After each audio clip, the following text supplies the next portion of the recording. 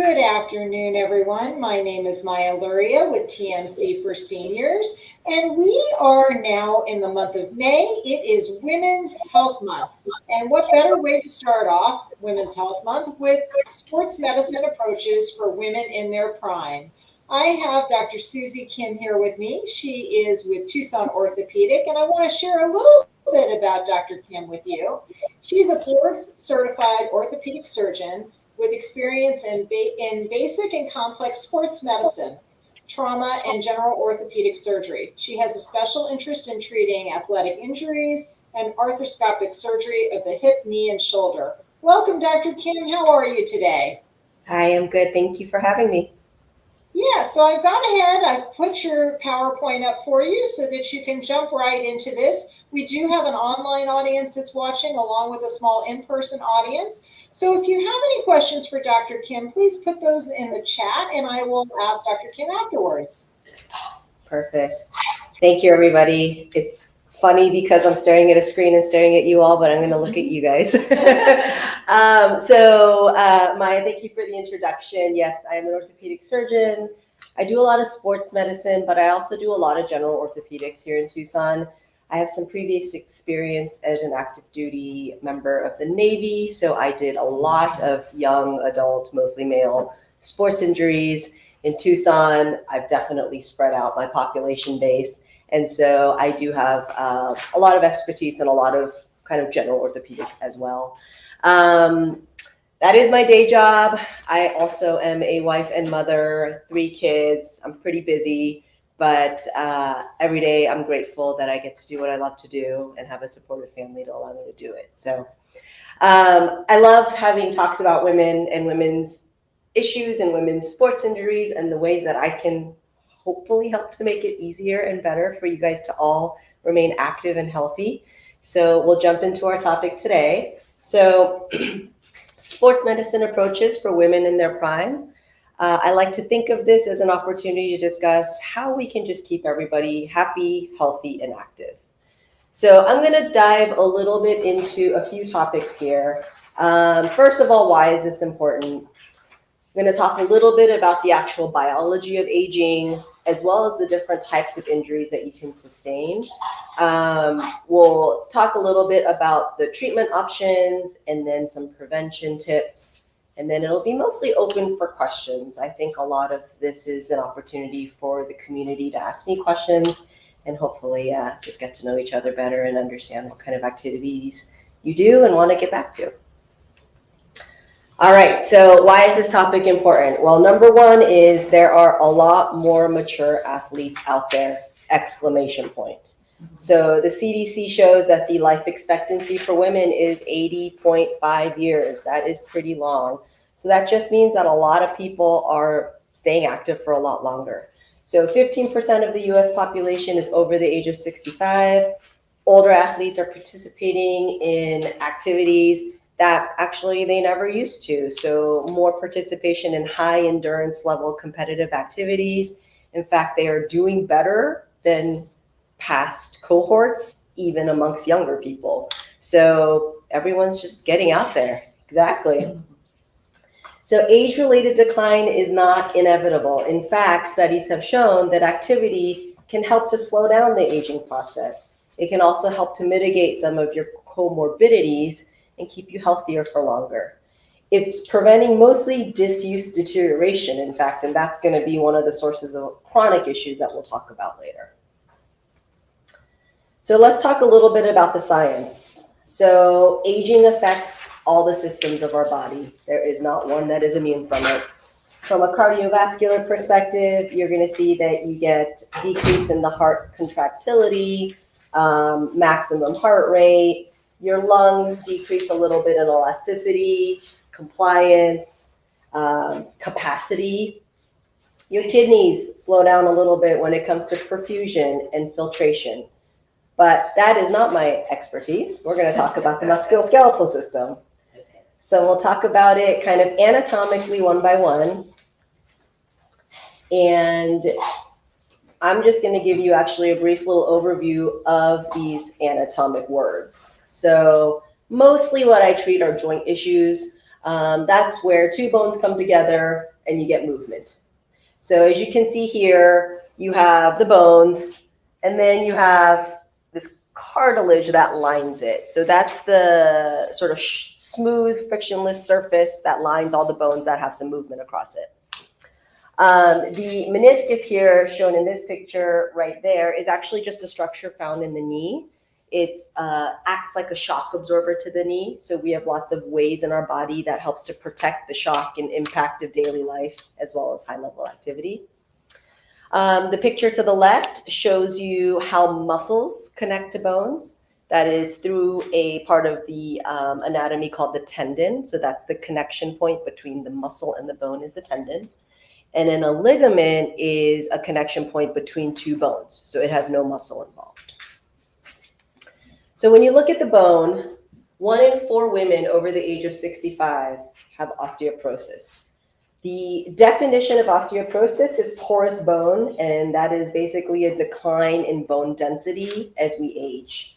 And this process begins as early as age 35. It's slow, but it's definitely happening.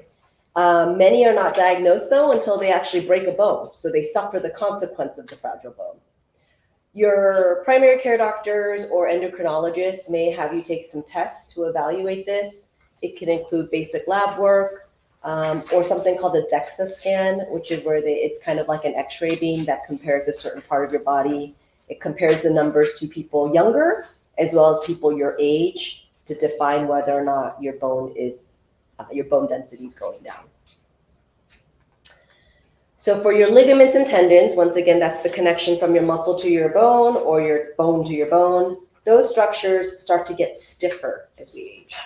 They lose compliance, they decrease in the vascularity, and they have an increased risk of failure because of those issues.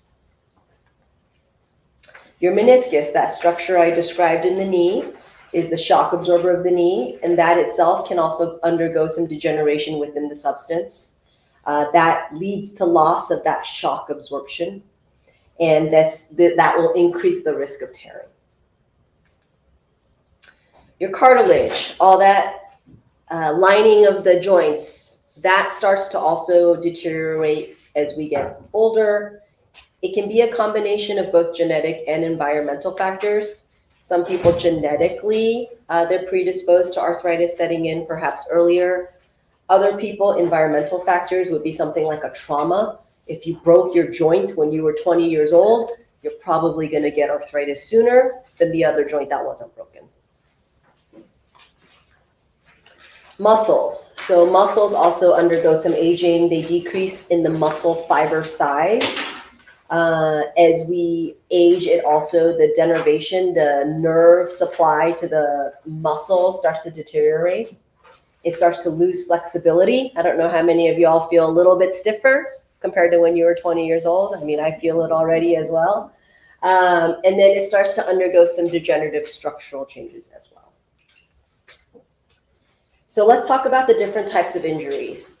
Globally, we think about it as 2 different categories. So an acute injury is an injury sustained from a single traumatic event. It typically is seen in people who participate in higher level sports, balance, endurance, agility, quick movements. Those type of people will have a little bit higher risk for sustaining these acute injuries. Sports like ball games, racket sports, skiing, gymnastics could be examples of that. Then the next category is chronic injuries. So this is typically due to overuse and essentially wear and tear over time. So it can also be associated with things like poor technique, training or inadequate training, in fact, or maybe even equipment issues when you go work out at the gym. So just things to keep in mind. So let's delve into acute injuries a little bit deeper. So we've got this picture here, which shows an injury in the connection between the bone to the bone. So that's a ligament issue. And that injury is what we know of as a sprain. So because the ligament connects the 2 bones, common complaints when somebody has a sprain is swelling and feeling of instability. The 2 bones feel looser. Second type of acute injury is something called a sprain. I'm sorry, strain. Sprain is ligament. Strain is where the muscle gets injured. And so this typically occurs in the musculotendinous junction, which is where the muscle becomes the tendon. You can sustain a strain. Some have said that the sensation feels like their muscle isn't moving correctly. You know, it kind of gets a little disconnected or disrupted, so that could be a common complaint. They also get significant swelling with this type of injury. The third type of acute injury is a fracture. This is an ugly one. A fracture is also known as a broken bone, again, from an acute trauma. And quite often, fractures can be easily differentiated from a sprain or a strain because you get a lot more swelling, because most of the time it's bleeding. So it quickly swells up. It's definitely a lot more painful, and most people can have a deformity. So now on to a few types of chronic injuries. The rotator cuff tendon, which are 4 muscles around the shoulder, are really good examples of these types of chronic scenarios. If you look at the bottom left picture that says tendinosis, that literally means condition of degeneration. This is just the state of the tendon wearing down as things have been used over time. And it can be quiet and not do anything to you, or it can actually hurt. And most of the time when it starts to hurt, we can define it as tendinitis because now it's starting to get inflamed. You're getting a reaction. You might get swelling. You might get pain. The third type of issue that can happen with these chronic injuries is over time, these two situations can make it more easier for the tear to happen. The next type of chronic issue we see very commonly in orthopedics is what's called arthritis. Again, just to go back to our anatomy, we have a layer of cushion between our bones. That's called the cartilage. And the cartilage starts to wear down as we age. And as you can see in the x-ray on the right, normal joint space, you have a pretty symmetric amount of space between the bones. And as you can see in the picture in the left, one side has significantly less space. So when we have osteoarthritis, it actually wears down a little bit asymmetrically. And so that picture on the left is a very good example of that. So what kind of treatment options do we have? I'm sure you guys have all heard the word RICE before: rest, ice, compression, elevate. This is probably by far the most common, easiest, and simplest way to treat most things that we encounter. Most sprains, strains or inflammation, whether it's tendinitis, can heal itself within about 6 to 12 weeks. The inflammation process will calm down. It depends really on how much weight bearing you're putting across it or how much stress that joint or tendon or ligament is feeling. But for the most part, 6 to 12 weeks is a very common time frame. Question I always get asked is, when should I see the orthopedic surgeon? So yes, we are surgeons. Most things don't necessarily require us. We're always happy to see you. But from a surgical perspective, most things don't require surgery. So the clues that I tell people is, if there's an obvious deformity, if your pain is not improving, or if you're having a really hard time bearing weight, those might be kind of red flags to maybe look for further into getting an orthopedic consultation. Now, let's say you have a simpler issue. You were treating with RICE and you're starting to improve. As your pain starts to improve, you can then slowly start to resume your activities, but don't go full force into your normal level activity. It may prolong the time it takes by doing that too quickly. Now, if you gave it adequate time, let's say you went about a month, month and a half, and you thought it was just a sprain and it's not really getting better, that's also a good time to see an orthopedic surgeon to see if there is something that's maybe a little bit more chronic that has turned into a tear, and get further evaluation. So if you see an orthopedic surgeon and let's say it's something that is not surgical, rehabilitation with physical therapy is a really good option. Healing takes time. We can't really speed it up, but we can help it. And so good gentle range of motion, stretching, and strengthening can be programs you can do either at home, if it's a more minor problem. But if you're having significant stiffness or swelling or just not having enough support on your own to do it, a physical therapist is such a huge asset to get you better to the activities you want to do. All right, so my favorite part. How can I treat you surgically if any of these things are happening to you? So we'll tackle this first problem. So the first picture I showed you with the fracture of the wrist earlier with the huge deformity can be fixed very easily with some plate and screws. So this is called an open reduction internal fixation. Open meaning we open your skin up. Reduction means I put the pieces back. Internal fixation means we somehow fix those pieces together by holding it. Typically it's with plate and screws. Sometimes we use things like nails and screws, pins and screws. So these are all ways to hold your bones that are totally out of place back in place. This allows your body to heal your bones in a better position. Our surgeries are not speeding up your bone healing. It's just holding it in a better place so that once it's healed, you're kind of as close to your normal anatomy as possible. Second type of surgery is something called an open repair. So this is typically not bone related, so soft tissue related. So in this picture, this is an example of a hamstring tendon rupture. So this can happen, I see it in my younger patients who water ski. I see it in a variety of different patients who accidentally do the splits. A lot of slip on ice injuries. But essentially what happens is the big muscle groups of your thigh, the posterior thigh, the back of your thigh, tear off of your sit bone. And it's very painful, very swollen. And it has a really easy way to fix it. In fact, I actually enjoy the surgery. I open it up. I look at the stump. This is what this picture is. That's pointing to the hamstring tendons. That whole thing has ripped off the bone. And I reattach it. And the technique I use is if you look at the bone over there, there's some holes. And in there, what you put is essentially what's like drywall anchors. They're screws that sort of fit really tightly into a hole, but the screws have stitches on the end of it. So now you have an anchor point in the bone, and then you have stitches that are coming out of it that you can weave around the soft tissue and then tie it down to secure it. So then what happens is once it's repaired, which is the very last picture on the left, you have to let that interface heal. And so for about 6 weeks, typically, there are going to be some restrictions. But hopefully this allows you to get back to doing everything you want to do. So that's an open repair. Third kind of procedure we can do is what we call a scope.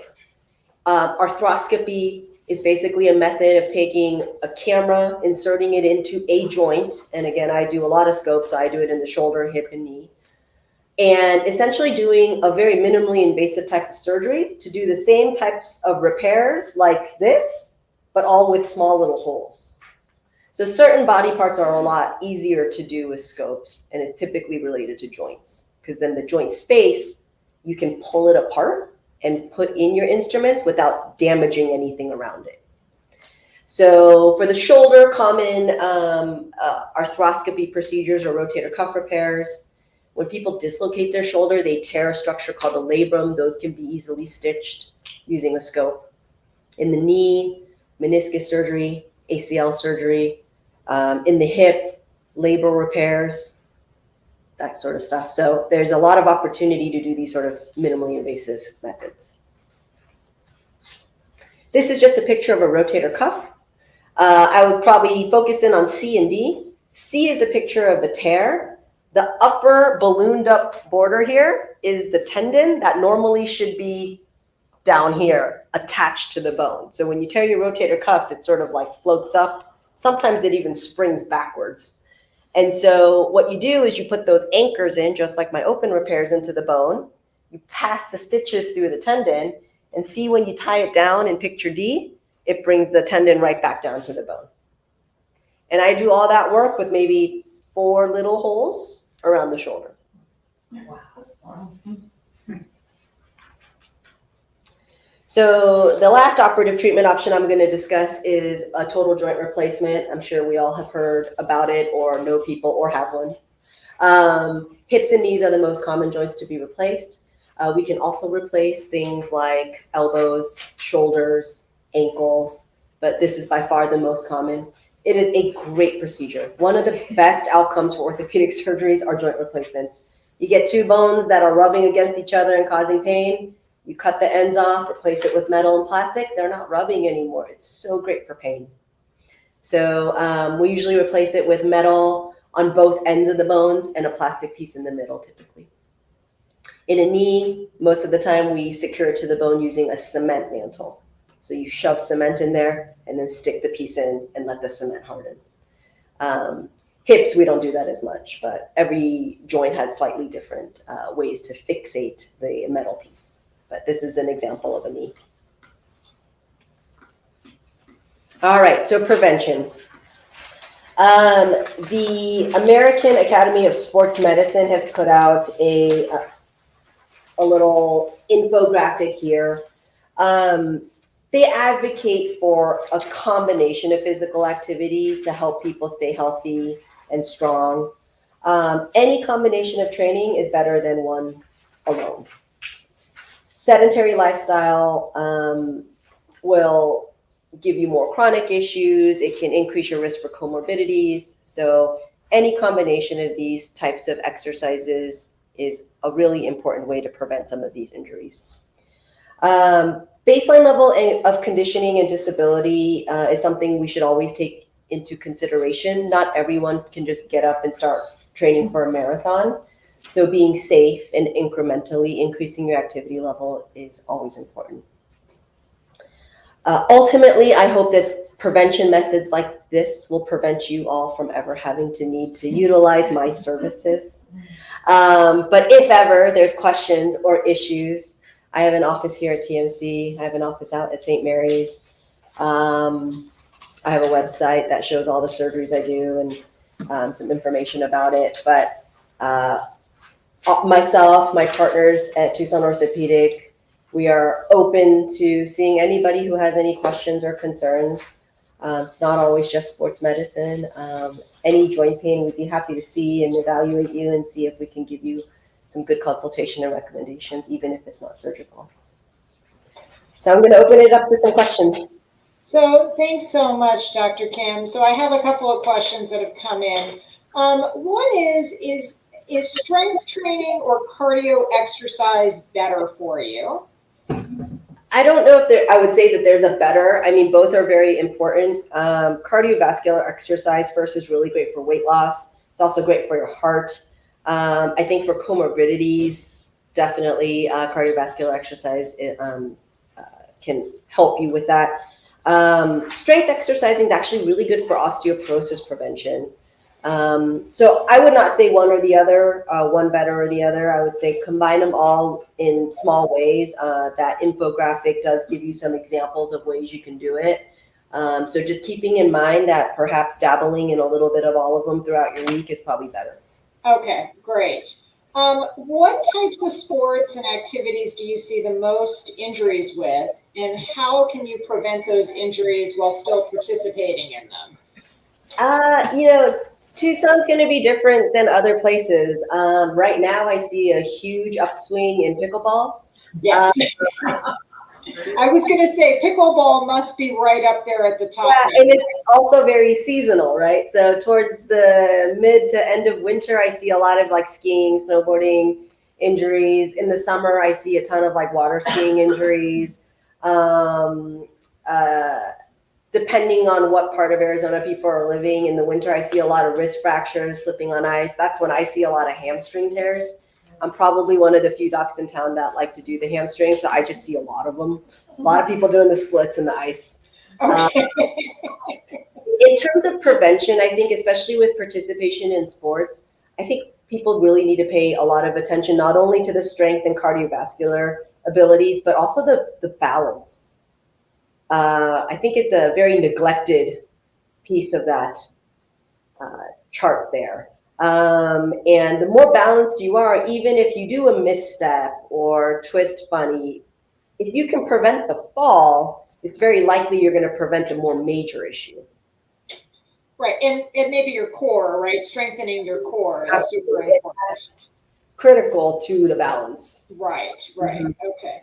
Now, if you, how bad is maybe running? If somebody loves to run, but they've got some knee issues, because that often comes hand in hand sometimes. Can you do anything to lessen the impact on your knees?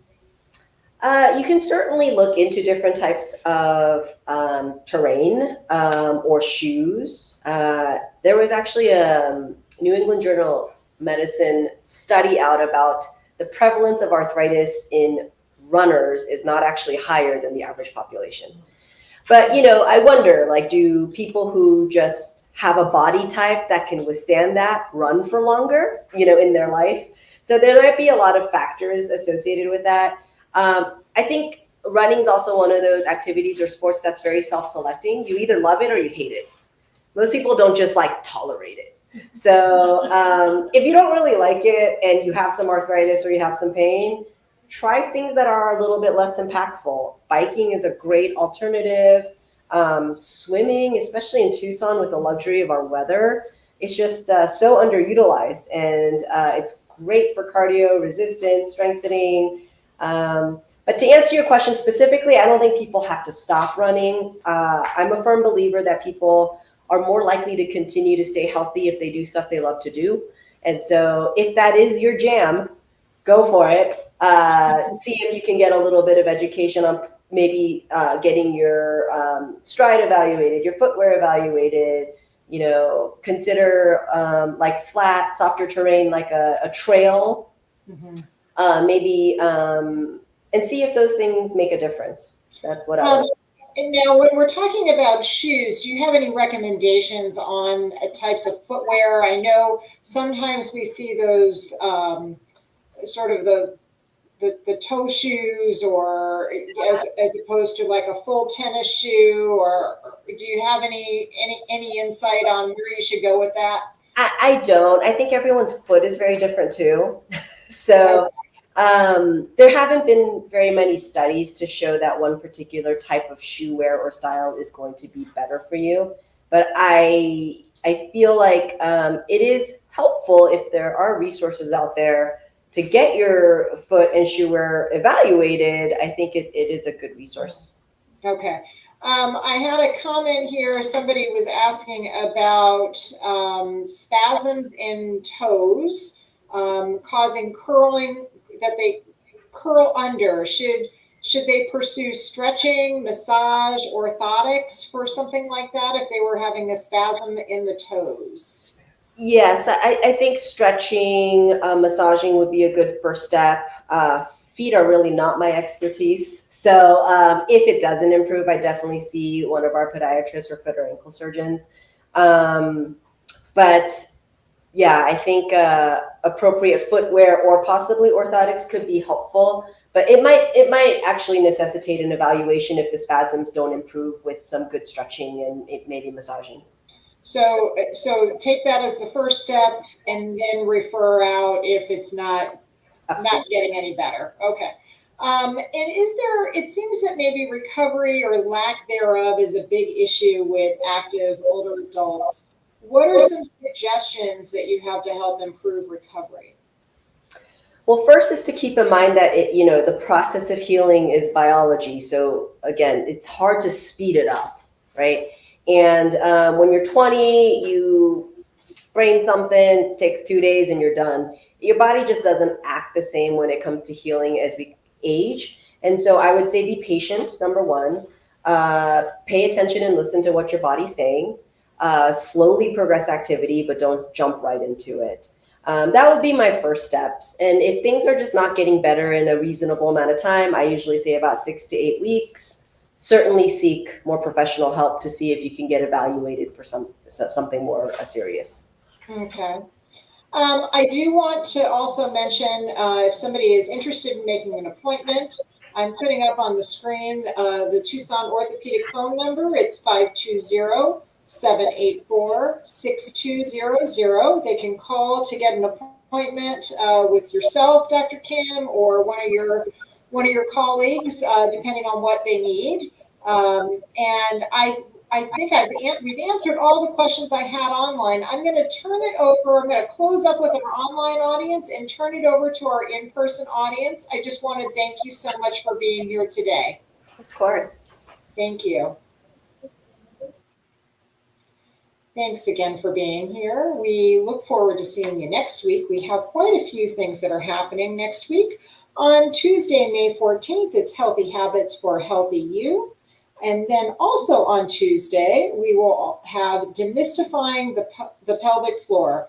Again, that's Tuesday, May 14th at 2 p.m. If you're interested in either one of these classes, please give us a call in the office. The phone number is 520-324-1960. We look forward to seeing you then. Thanks.